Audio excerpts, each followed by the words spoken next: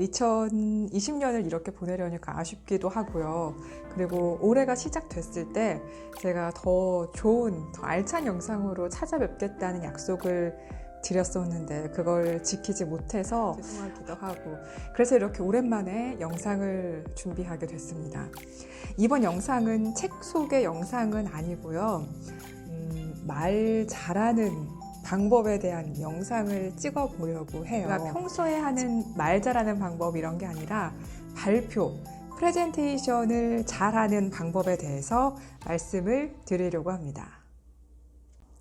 제가 2년 전에 한 공공기관을 대표해서 프레젠테이션을 맡았고, 각 그 기관들, 공공기관, 공기관의 행정, 정책 이런 경진대회에서 1등 대통령상을 받았던 적이 있었습니다. 300명의 심사위원들 앞에서 직접 프레젠테이션을 하는 거였어요.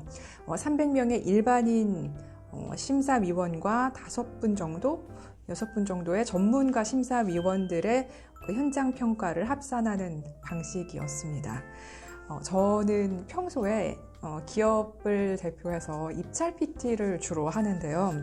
입찰 PT도 그렇고 이런 제안이나 경쟁 PT도 그렇고 마지막에 프레젠테이션을 진행하기 때문에 이런 프레젠테이션이 당락을, 그 결과를 좌우하지 않을까 생각하게 되는 경우들이 있어요. 물론 결과를 좌우할 수도 있습니다. 그런데 기본적으로 기획안이 탄탄해야 한다고 생각을 하거든요. 그 프레젠테이션에서 1등을 할 수 있었던 것도 제가 맡았던 그 기관의 기획안이 잘 준비됐기 때문이라고 생각을 해요. 어렵고 복잡할 수 있는 정책을 담당하는 기관이었는데 그런 업무를 300명의 일반인 심사위원들이 좀 쉽게 이해할 수 있도록 기획안이 만들어져 있더라고요. 그리고 저는 그 내용을 더 잘 들리게, 더 잘 와닿게 하는데 좀 도움을 조금 준 정도였다고 생각을 합니다. 그럼 어떻게 더 잘 들리게, 더 잘 와닿게 했을까요? 첫째, 말하듯이 말해라 입니다. 당연한 말을 하고 있다고 생각하실 수도 있어요. 그런데 앞에 나가서 발표를 하게 되면 긴장을 하게 되고요. 또 좀 너무 격식을 갖춰서 말을 해야 되지 않을까라는 생각에 말하듯이 말하지 않고 글을 읽는 것처럼, 책을 읽는 것처럼 말을 하시는 분들이 의외로 많습니다. 하는 이런 두 가지 경우는 경직된 모습을 보이게 하거든요. 그래서 발표 원고가 준비가 되면 그 원고 자체는 글을 쓰는 것처럼 문어체로 써도 되지만 발표를 할 때는, 프레젠테이션을 할 때는 구어체로 말을 하듯이 해야 합니다. 둘째, 강조하며 말하기. 제가 앞에서 말씀드릴 때 저는 더 잘 들리게, 더 잘 와닿게 하는데 도움을 조금 준 정도라고 말씀을 드렸었죠. 이렇게 더 잘 들리게, 더 잘 와닿게 라고 말을 할 때 더 잘이라는 단어에 제가 포인트를 줘서 그 부분을 강조해서 말을 했거든요. 눈치채셨는지 모르겠습니다. 한 문장을 말할 때 그 안에 발표자가 강조하고 싶은 단어, 잘 전달되기를 바라는 단어가 들어 있을 겁니다.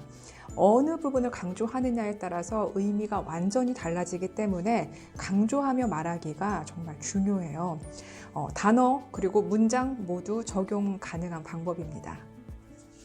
강조하는 말하기에는 여러 가지 방법이 있어요. 천천히 말하는 방법도 있고요. 그리고 포즈를 줘서 잠깐 쉬어 말하는 경우도 있습니다. 그리고 소리를 높여서 말할 수도 있고요.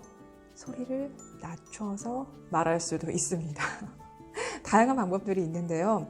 기회가 되면 이번 영상 말고 다른 영상에서 좀 쪼개서, 내용들을 쪼개서 자세히 말씀을 드리도록 하겠습니다. 제가 예문 하나를 준비했어요. 2020년 대한민국은 커다란 성장 잠재력을 지니고 있습니다. 라는 예문을 만들어 봤는데요. 이 문장이 포함된 발표문이, 전체 발표문이 대한민국의 성장에 대해서 이야기를 하고 있다고 가정을 한다면 제가 말씀드린 이 문장에서 어떤 부분을 강조하면 좋을까요? 저 같으면 커다란이라는 단어를 강조할 것 같아요. 전체 발표문에서 이미 우리나라에 대한 이야기가 진행이 됐을 테고요. 그리고 성장, 잠재력에 대한 내용이 전개가 될 거잖아요.